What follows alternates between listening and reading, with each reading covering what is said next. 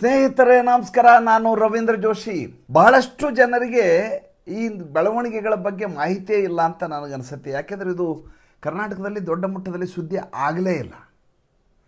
ನಿಮಗೆ ಗೊತ್ತಿರಲಿ, ನೋಯ್ಡಾ, ಈ ಉತ್ತರ ಪ್ರದೇಶದ ಬಾರ್ಡರ್ನಲ್ಲಿರುವಂಥ ನೋಯ್ಡಾ ಔದ್ಯಮಿಕ ವಲಯ, ಜೊತೆಗೆ Delhi NCR national capital region, ಅಲ್ಲಿ ಭಾಳ ದೊಡ್ಡ ಮಟ್ಟದ ಹಿಂಸಾಚಾರ ನಡೀತಾ ಇದೆ, ಪ್ರತಿಭಟನೆಗಳು ನಡೀತಾ ಇದ್ದಾವೆ. ಕೇಳಿದರೆ ಸಂಬಳವನ್ನು ಜಾಸ್ತಿ ಮಾಡಲಿ ಅನ್ನುವಂಥ ಕಾರಣಕ್ಕೋಸ್ಕರ ಟ್ರೇಡ್ ಯೂನಿಯನ್ಗಳು ಹಮ್ಮಿಕೊಂಡಿರುವಂಥ ಪ್ರತಿಭಟನೆ ಇದು. ಇವರು ಈ ಫ್ಯಾಕ್ಟ್ರಿ ಮಾಲೀಕರು ಸಂಬಳ ಜಾಸ್ತಿ ಮಾಡಿಲ್ಲ ಅನ್ನುವಂಥ ಕಾರಣಕ್ಕೋಸ್ಕರ ಜನ ರೊಚ್ಚಿಗೆದ್ದು ಈ ರೀತಿಯಾದಂಥ ಪ್ರತಿಭಟನೆ ನಡೆಸ್ತಾ ಇದ್ದಾರೆ ಅನ್ನುವಂಥ ಮಾಹಿತಿ ಬರ್ತಾ ಇದೆ. ಈ ಪೊಲೀಸ್ ಜೀಪ್ಗಳನ್ನು ಸುಡ್ತಾ ಇದ್ದಾರೆ, ಕಂಡ ಫ್ಯಾಕ್ಟ್ರಿಗಳಿಗೆ ಬೆಂಕಿ ಹಚ್ತಾ ಇದ್ದಾರೆ, ಸಾರ್ವಜನಿಕ ಆಸ್ತಿ ಪಾಸ್ತಿಗಳನ್ನು ಲೂಟಿ ಮಾಡ್ತಾ ಇದ್ದಾರೆ. ಮಾಡಬಾರದ ಎಲ್ಲ ರೀತಿಯಾದಂಥ ಹಿಂಸಾಚಾರ, ಅರಾಜಕತೆಯನ್ನು ಈ ನೋಯ್ಡಾದಲ್ಲಿ NCRನಲ್ಲಿ ಮಾಡ್ತಾ ಇದ್ದಾರೆ. ಭಾರತ ದೇಶದ ಸ್ಥಿತಿ ಹೇಗಿದೆ ಮೊದಲು ನಾವು ಅರ್ಥ ಮಾಡ್ಕೋ. ಭಾರತ ಒಂದೇ ಅಲ್ಲ, ಜಗತ್ತಿನ ಎಲ್ಲ ರಾಷ್ಟ್ರಗಳ ಸದ್ಯದ ಸ್ಥಿತಿ ಭಾಳ ಸೂಕ್ಷ್ಮವಾದಂಥ ಸ್ಥಿತಿಯಾಗಿದೆ. ಏಕೆಂದರೆ ಕಳೆದ 47-48 ದಿನಗಳಿಂದ ಯಾವುದೇ ರೀತಿಯಾದಂಥ ಈ ವೆಸಲ್ಗಳು ಒಂದು ರಾಷ್ಟ್ರದಿಂದ ಇನ್ನೊಂದು ರಾಷ್ಟ್ರಕ್ಕೆ ಹೋಗ್ತಾ ಇಲ್ಲ. ಶಿಪ್ಗಳು, ಕಾರ್ಗೋ ಶಿಪ್ಗಳಿಂದ ಅವು ಒಂದು ರಾಷ್ಟ್ರದಿಂದ ಇನ್ನೊಂದು ರಾಷ್ಟ್ರಕ್ಕೆ ಹೋಗೋಕ್ಕೆ ಸಾಧ್ಯ ಆಗ್ತಾ ಇಲ್ಲ. ಆಮದು ಕೂಡ ಆಗ್ತಾಯಿಲ್ಲ, ರಫ್ತು ಮಾಡಲಿಕ್ಕೂ ಆಗ್ತಾಯಿಲ್ಲ. ಜಗತ್ತಿನ ಎಲ್ಲ ರಾಷ್ಟ್ರಗಳು ಒಂದಿಲ್ಲ ಒಂದು ವಿಚಾರಕ್ಕೆ ಇನ್ನೊಂದು ರಾಷ್ಟ್ರದ ಮೇಲೆ ಪರಾವಲಂಬಿಯಾಗಿರುತ್ತೆ. ಅದು ಹತ್ತಿ ಆಗಿರಬಹುದು, ಅಥವಾ ರೆಡಿಮೇಡ್ ಉಡುಪುಗಳಾಗಿರಬಹುದು, ಯಂತ್ರೋಪಕರಣದ ಬಿಡಿ ಭಾಗಗಳಾಗಿರಬಹುದು, ಅಥವಾ ಲೋಹಗಳಾಗಿರಬಹುದು. ಎಲ್ಲ ರೀತಿಯಿಂದಲೂ, ತೈಲ ಒಂದೇ ಅಲ್ಲ, ಎಲ್ಲ ರೀತಿಯಿಂದಲೂ ಒಂದು ರಾಷ್ಟ್ರ ಇನ್ನೊಂದು ರಾಷ್ಟ್ರದ ಮೇಲೆ ನಿರ್ಭರ ಆಗಿರುತ್ತೆ. ನಮ್ಮಿಂದ ಅವರು ಕೊಡ್ಕೊಳ್ಳುವಿಕೆಯನ್ನು ಮಾಡ್ತಾ ಇರ್ತಾರೆ, ನಾವು ಅವರಿಂದ ಕೊಡ್ಕೊಳ್ಳುವಿಕೆಯನ್ನು ಮಾಡ್ತಾ ಇರ್ತೀವಿ. ಇದು ಸ್ವಾಭಾವಿಕ. ಇದು ಸರಿ ಹೋಗುವವರೆಗೂ ಕಾಯುವ ವ್ಯವಧಾನವಾಗಲಿ, ತಾಳ್ಮೆಯಾಗಲಿ, ಅಥವಾ ಈ ಸಂದರ್ಭದಲ್ಲಿ ನಾವು ಪ್ರತಿಭಟನೆ ಮಾಡಬಾರ್ದು ಎನ್ನುವುದಾಗಲಿ ಮನಸ್ಥಿತಿ ಇಲ್ಲದೇ ಈ ರೀತಿ ಪ್ರತಿಭಟನೆ ಮಾಡಿರೋದು ಇಲ್ಲಿ ಬಹಳ ಮುಖ್ಯವಾದ ಅಂಶ. ಅದು ಒಂದೇ ಅಲ್ಲ, ಬಹಳ ದೊಡ್ಡ ಮಟ್ಟದ ಪಿತೂರಿಯನ್ನು ಮಾಡ್ತಾ 14 ಫೇಸ್ಬುಕ್ಕು, ಟ್ವಿಟರ್ ಹ್ಯಾಂಡ್ಲ್ ಅಕೌಂಟ್ಗಳನ್ನು ಮಾಡಿಸಿ, ವಾಟ್ಸಪ್ನಲ್ಲಿ ಗ್ರೂಪ್ಗಳನ್ನು ಮಾಡಿಕೊಂಡು ಹೇಗೆ ಕಲ್ಲು ತೂರಾಟ ಮಾಡಬೇಕು, ಹೇಗೆ ಬೆಂಕಿ ಹಚ್ಚಬೇಕು, ಹೇಗೆ ಆಸ್ತಿ ಪಾಸ್ತಿಯನ್ನು ಲೂಟಿ ಮಾಡಬೇಕು, ಹೇಗೆ ಮಹಿಳೆಯರ ಮೇಲೆ ಅತ್ಯಾಚಾರ ಎಸಗಬೇಕು ಅನ್ನುವಂಥ ದೊಡ್ಡದಾದಂಥ ಮೋಡಸ್ ಆಪರೆಂಡಿಯನ್ನು ಮಾಡಲಾಗಿತ್ತು. ಅದು ಭಾಳ ದೊಡ್ಡ ವಿಷಯ. ಇಲ್ಲಿ 35% ನಮಗೆ ಸಂಬಳ ಜಾಸ್ತಿ ಆಗಬೇಕು. ಈ 1 ಲಕ್ಷ ಇದ್ದರೆ 1,35,000 ಆಗಬೇಕು.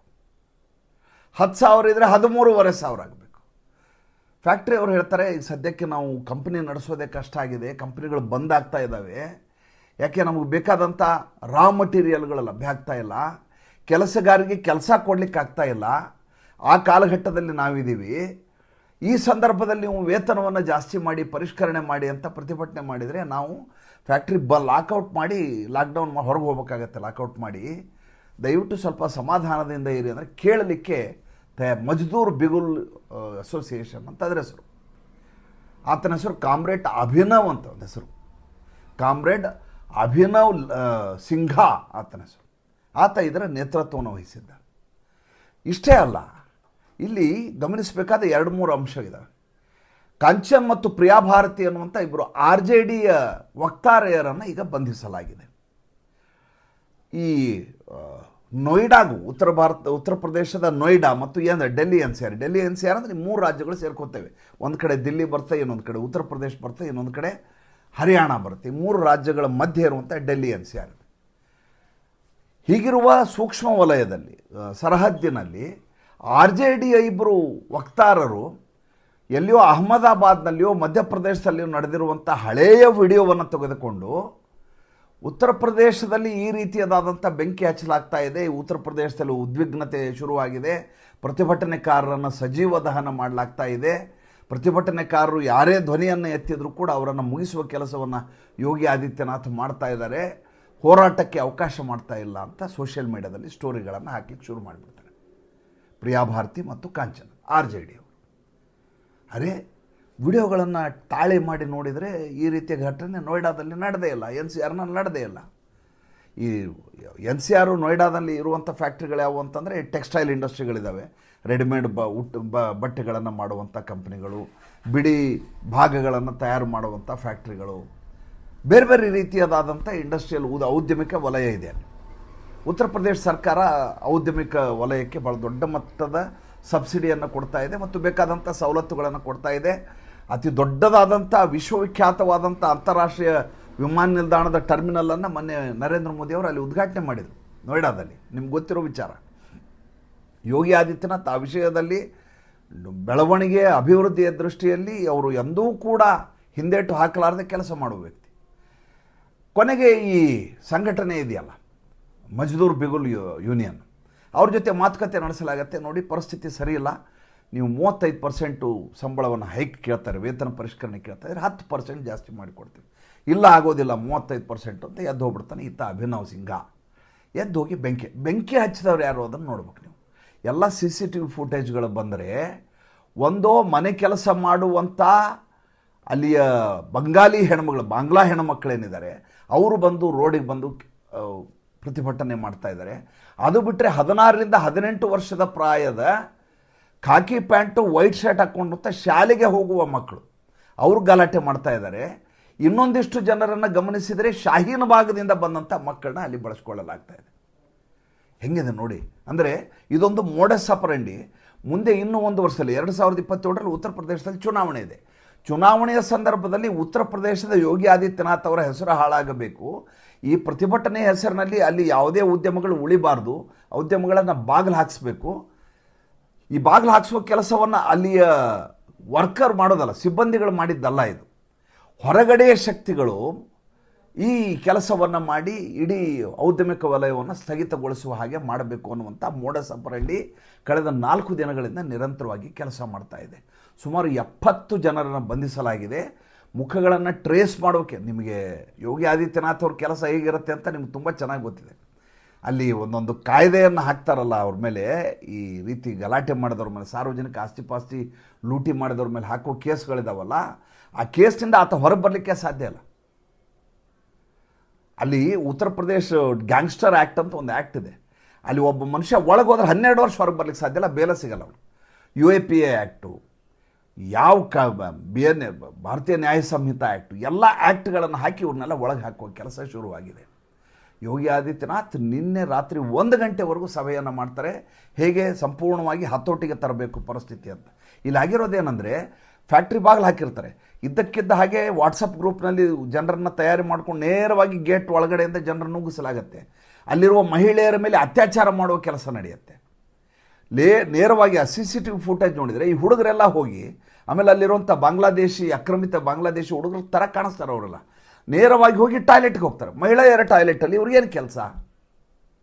ಅಲ್ಲಿ ಒಳಗಡೆ ನುಗ್ಗೋದು, ಅಂದರೆ ಅವ್ರ ಮೇಲೆ ಅತ್ಯಾಚಾರ ನಡೆಸಬೇಕು ಅನ್ನುವಂಥ ಪ್ರಯತ್ನ. ಅದಾಗಿ ಪೊಲೀಸರೇನಾದರೂ ಸ್ವಲ್ಪ ತಾಳ್ಮೆಯನ್ನು ಕಳ್ಕೊಂಡು ಶೂಟೌಟ್ ಎಲ್ಲ ಮಾಡಿದರೆ, ಗೋಲಿಬಾರ್ ಮಾಡಿದರೆ, ಅದೇ ವಿಷಯವನ್ನು ಇಟ್ಕೊಂಡು ಸೆಕ್ಟರ್ 18ನಲ್ಲಿ ಫಿಲ್ಮ್ ಸಿಟಿ ಎಲ್ಲ ಬರುತ್ತೆ, ಅಲ್ಲಿ ಆ ಸೆಕ್ಟರ್ 18ನಲ್ಲಿ ಹೆಣಗಳನ್ನ ಇಟ್ಕೊಂಡು ಗೋಲಿಬಾರ್ ನಡೆಸಿದ್ದಾರೆ ಅಂತ 1 ವರ್ಷ ಗಲಾಟೆ ಮಾಡೋದು. ನ್ಯಾಯ ಸಿಗಬೇಕು, ಇವ್ರ ಕುಟುಂಬದವ್ರ ನ್ಯಾಯ ಸಿಗಬೇಕು, ಅದಾಗಬೇಕು ಇದಾಗಬೇಕು ಅಂತ ಇನ್ನಿಲ್ಲದ ಹಾಗೆ ನಾಟಕಗಳನ್ನು ಮಾಡಿಕೊಂಡು ಇಡೀ ವಾತಾವರಣ 1 ವರ್ಷದ ಕಾಲ ಜೀವಂತವಾಗಿಡುವ ಪ್ರಯತ್ನವನ್ನು ಮಾಡುವ ಪ್ರಯತ್ನ ನಡೀತಾ ಇದೆ. ಅಲ್ಲಿ ಎಲ್ಲ ಫ್ಯಾಕ್ಟ್ರಿಗಳು ನೊಂದುಕೊಂಡು ಹೋಗಿದ್ದಾರೆ. ಯಾಕೆಂದರೆ ಆಮದು ರಫ್ತು ಎರಡೂ ನಿಂತು ಹೋಗಿದೆ. ಬರಬೇಕಾದ ದುಡ್ಡುಗಳು ಬರ್ತಾಯಿಲ್ಲ, ವಿದೇಶದಿಂದ ಬರಬೇಕಾದಂಥ ಫಂಡ್ಗಳು ಬರ್ತಾಯಿಲ್ಲ. ಮಾಡಿರುವ ವಸ್ತುಗಳು ಯಾವ ಕಚ್ಚಾ ಪದಾರ್ಥಗಳನ್ನ ಬರಬೇಕು ಅವು ಬಂದಿಲ್ಲ. ಸಿದ್ಧಪಡಿಸಿದ ವಸ್ತುಗಳನ್ನು ರಫ್ತು ಮಾಡಲಿಕ್ಕೆ ಆಗ್ತಾಯಿಲ್ಲ. ಇಂಥ ಸ್ಥಿತಿಯಲ್ಲಿ ಕಂಪನಿಯನ್ನು ಮುಂದುವರಿಸ್ಕೊಂಡು ಹೋಗೋದೇ ಭಾಳ ಕಷ್ಟದ ಸಂದರ್ಭ ಇದು. ನೋಡಿ, ಉತ್ತರ ಪ್ರದೇಶದ ಕಾನ್ಪುರ್ಗೆ ಜಗತ್ತಿನ ಅತಿ ದೊಡ್ಡದಾದಂಥ ಹೆಸರು ಔದ್ಯಮಿಕ ವಲಯದಲ್ಲಿ. ಅಂಥ ಫ್ಯಾಕ್ಟ್ರಿಯನ್ನು ಕೇವಲ ಟ್ರೇಡ್ ಯೂನಿಯನ್ಗಳು ಬಂದ್ ಮಾಡಿಸ್ಬಿಟ್ಟು. ನೀವು ದಾವಣಗೆರೆ ಹೋಗಿ, ದಾವಣಗೆರೆ ಕಾಟನ್ ಮಿಲ್ ಹೆಸರು ಯಾರು ಕೇಳಿಲ್ಲ ಹೇಳಿ. ಮುಂಬೈನಲ್ಲಿ ಟೆಕ್ಸ್ಟೈಲ್ ಇಂಡಸ್ಟ್ರಿಗಳಿಗೆ ಹೋಗಿ, ಎಷ್ಟು ಫ್ಯಾಕ್ಟ್ರಿಗಳಿದ್ವು, ಏನಾದವು ಆ ಫ್ಯಾಕ್ಟ್ರಿಗಳು? ಸ್ಪರ್ಧೆಯಿಂದ ಸೋತು ಬಂದಾದಂಥ ಫ್ಯಾಕ್ಟ್ರಿಗಳಲ್ಲ ಅವು, ನಷ್ಟವನ್ನು ಅನುಭವಿಸಿ ಬಂದಾದಂಥ ಫ್ಯಾಕ್ಟ್ರಿಗಳಲ್ಲ ಅವು.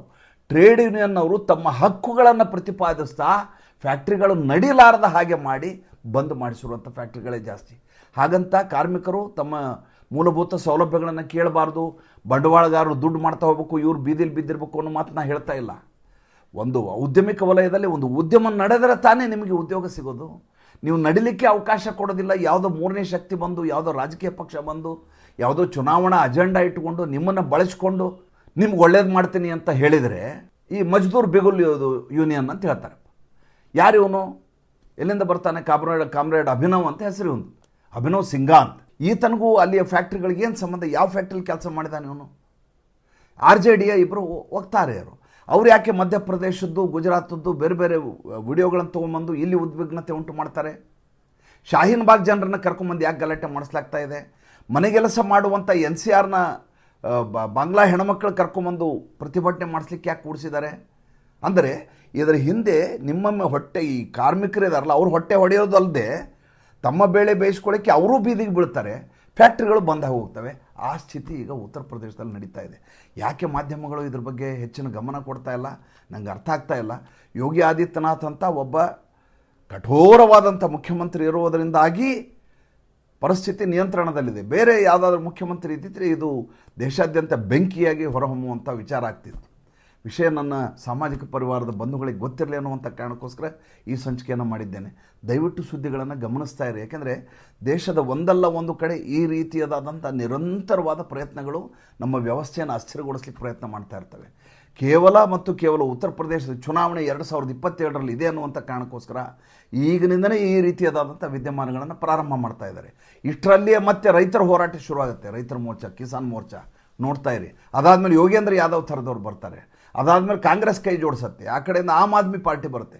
ಇವರೆಲ್ಲರ ಉದ್ದೇಶ ಉತ್ತರ ಪ್ರದೇಶದಲ್ಲಿ ಯೋಗಿ ಆದಿತ್ಯನಾಥ್ ಅವ್ರನ್ನ ಹೇಗೆ ಮಟ್ಟ ಹಾಕಬೇಕು ಅನ್ನೋದೇ ಇರ್ತದೆ ವಿನಃ ಯಾರಿಗೂ ಒಳ್ಳೇದು ಮಾಡಲಿ ಅಂತ ಇರೋದಿಲ್ಲ. ಕಾರ್ಮಿಕರ ಪರವಾಗಿ ನೀವು ಮಾತಾಡ್ತಾ ಇಲ್ಲ ಅಂತ ನನ್ನನ್ನು ನೀವು ದೂರಬಹುದು. ಕಾರ್ಮಿಕರ ಬಗ್ಗೆ ನನಗೂ ಕೂಡ ಅಂತಃಕರಣ ಇದ್ದೇ ಇರುತ್ತೆ. ಇಲ್ಲದೆ ನಾವು ಸಂವೇದನಾಶೀಲರಾಗಿ ಇಲ್ಲದೆ ಇರೋಕ್ಕೆ ಸಾಧ್ಯ ಇಲ್ಲ. ಆದರೆ ಆ ಹೆಸರಿನಲ್ಲಿ ದುರುಪಯೋಗ ಪಡಿಸ್ಕೊಳ್ಳೋದಿದ್ದಿಲ್ಲ, ಅದನ್ನ ಯಾರೂ ಒಪ್ಲಿಕ್ಕೆ ಸಾಧ್ಯ ಇಲ್ಲ. ಮತ್ತು ಮುಂದಿನ ಸಂಚಿಕೆಯಲ್ಲಿ ಹೊಸ ವಿಷಯದೊಂದಿಗೆ ಬರ್ತೀನಿ. ಸಂಚಿಕೆ ಇಷ್ಟ ಆದರೆ ಲೈಕ್ ಮಾಡಿ, ಫಾಲೋ ಮಾಡಿ, ಶೇರ್ ಮಾಡಿ. ನಮ್ಮ ಮುಕ್ತ ಪತ್ರಿಕೋದ್ಯಮಕ್ಕೆ ಆರ್ಥಿಕವಾಗಿ ಬೆಂಗಾವಲಾಗಿ ನಮಸ್ಕಾರ.